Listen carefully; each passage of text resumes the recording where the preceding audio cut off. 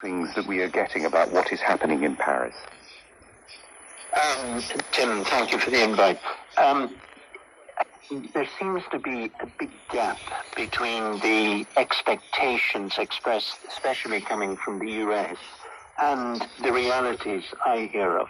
I think the negotiations, first of all, have been going on quietly. Egypt, Qatar, the US have been making proposals, but none of these seem to have been sufficient.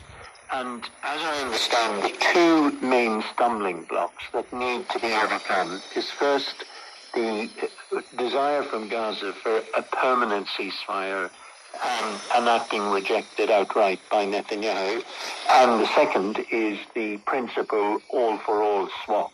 Again, I believe the Israelis have ruled that out.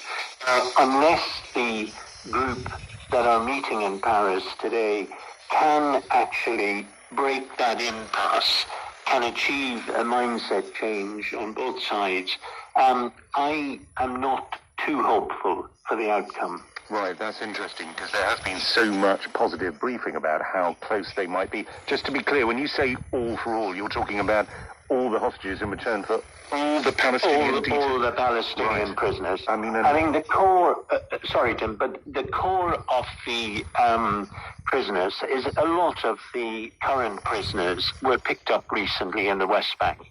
And I think out of the probably 8,000 now held in detention, it's about 500 would be lifers who would see no opportunity of release at all.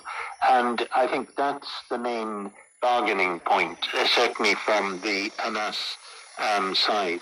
And of course, Israel is very reluctant to give on that. So unless there is some sort of impasse there or some sort of compromise, sadly, the 2.3 million people